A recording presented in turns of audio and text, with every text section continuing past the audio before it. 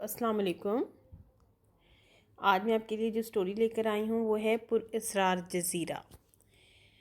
چلو شروع کرتے ہیں کہانی۔ ہم ایک ساحلی قہوہ خانے میں بیٹھے ہوئے تھے۔ شدید سردیوں کی قہر والی رات تھی۔ آتش دان میں آگ دہک رہی تھی۔ جلتی ہوئی لکڑیوں سے نیلا نیلا دھواں اٹھ رہا تھا۔ آگ سے اٹھنے والے آتشی رنگ ہمارے چہروں پر بھی رقصاں تھے۔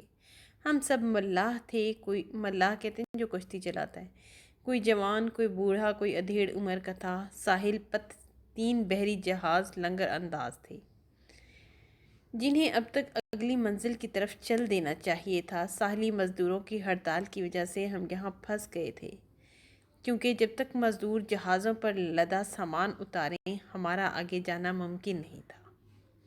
یوں ہمارا زیادہ وقت قہوہ خانوں میں داستانیں سناتے سناتے گزر رہا تھا۔ آج سب کی نگاہیں ایک بوڑھے ملاح پر جمی تھی جس کے خشک ہونٹ کوئی عجیب و غریب داستان کہنے کو مچل رہے تھے۔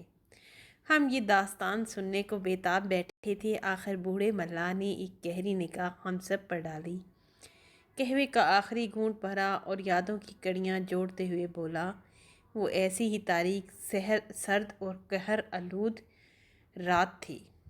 ہمارا جہاز سمندری طوفان میں کھر گیا تھا۔ طوفانی لہروں کے تھپیڑوں میں جہاز کسی کاغذ کی کشتی کی طرح ڈگمگا رہا تھا۔ جہاز کو بچانے کی ہماری سب تدبیریں ناکام ہو گئی تھیں۔ ہم جہاز کو چھوڑنے کا ارادہ کر ہی رہے تھے کہ زور کا کڑاکا ہوا اور جہاز درمیان سے 2 ٹکڑے ہو گیا۔ بہت سے لوگ سمندر میں جا گرے۔ میں ڈوبتے جہاز کے ایک ستون کا سہارا لیے کھڑا تھا جو تیزی سے پانی کی تہہ میں غرق ہو رہا تھا۔ میں نے قریب ہی پانی میں تیرتی اپنی بندوق جھپٹی۔ اتفاق سے ایک چپو بھی مل گیا۔ میں نے فوراً سمندر میں کشتی پر چھلانگ لگا دی۔ عملے چند اور لوگ بھی ڈوبتے ابھرتے کشتی پر پہنچے۔ کشتی طوفانی لہروں کے رحم و کرم پر نامعلوم منزل کی طرف چل پڑی۔ زندگی اور موت کے اس سفر میں 1 رات اور 1 دن گزر گیا۔ بھوک سے ہمارا برا حال تھا۔ سمندر کا نمکین پانی پی پی کر ہمارے حلق میں کانٹے سے نکل آئے تھے۔ دوسری رات کا آخری پہر تھا۔ ہم زندگی سے مایوس ہو چکے تھے کہ ہمیں دھندلی سی درختوں کی پرچھائیاں نظر آئی۔ ہماری امیدوں کے دیے ایک دم سے جگمگا اٹھے۔ قریب پہنچے تو دیکھا سمندر کے بیچوں بیچ ایک جزیرہ تھا۔ جیسے ہی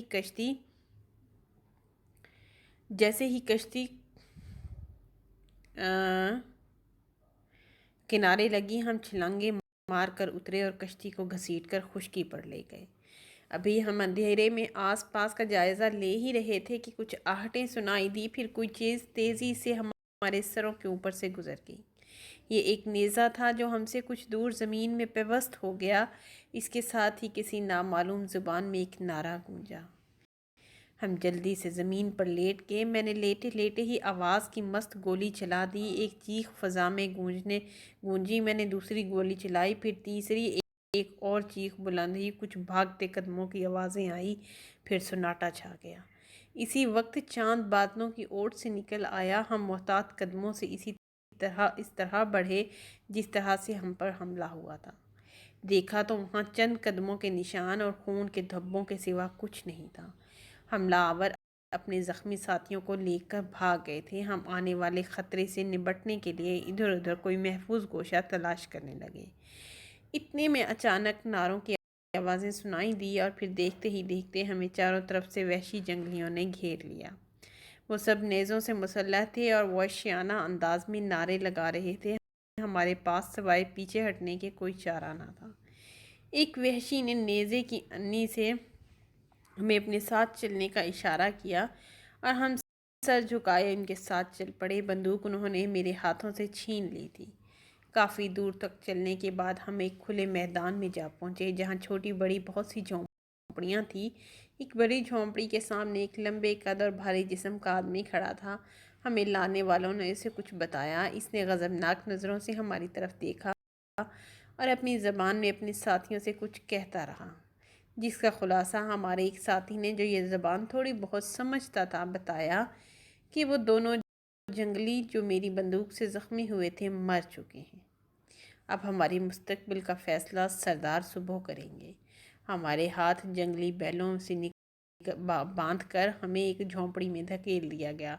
باہر نیزہ اٹھائے پہرے دار موجود تھے۔ صبح ہوئی تو ہمیں کھانے کو کچھ پھل دیے گئے۔ تھوڑی دیر بعد ہمیں لے جا کر ایک کھلے میدان میں درختوں سے باندھ دیا گیا۔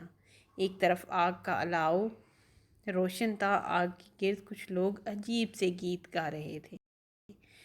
سمجھے یہ الاؤ ہمیں جلانے کے لیے دہکایا گیا ہے، مگر پھر پتہ چلا یہ ان مرنے والے جنگلیوں کی آخری رسوم ادا کی جا رہی ہیں۔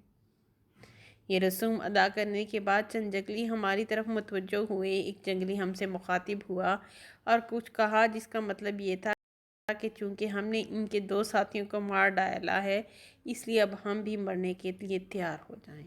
سردار کے حکم سے کل دیوتاؤں کے حضور ہمیں بھیٹ دی جائے گی۔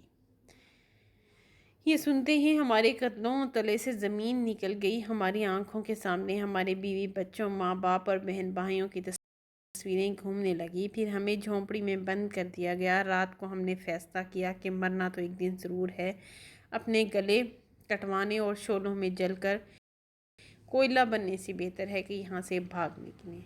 ہم رات گہری ہونے کا انتظار کرنے لگے تاکہ پہرے دار جنگلی تھک کر سو جائیں یا اونگنے لگیں تو ہم ان پر قابو پا کر بھاگ نکلیں۔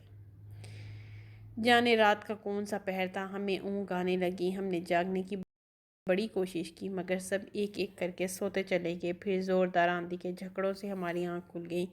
دیکھا تو نہ وہ جھونپڑیاں تھیں، نہ وہ جنگلی درخت، نہ جھاڑیاں۔ ریت کا کھلا میدان تھا جہاں ہم پڑے تھے۔ ہم نے پورا جزیرہ چھان مارا مگر کوئی ایک جنگلی بھی کہیں چھپا ہوا نظر نہ آیا۔ جانے وہ سب کہاں غائب ہو گئے تھے، جانے ان کا کوئی وجود تھا بھی کہ نہیں، یا وہ سب بھوت تھے۔ یہ خیال آتے ہی ہمارے رونگٹے کھڑے ہو گئے۔ ہم اپنی کشتی کی طرف بھاگے۔ خدا کا شکر ہے کشتی وہاں موجود تھی۔ ہم کشتی میں سوار ہو گئے اور کئی دن تک سمندر میں بھٹکتے رہے۔ پھر بحری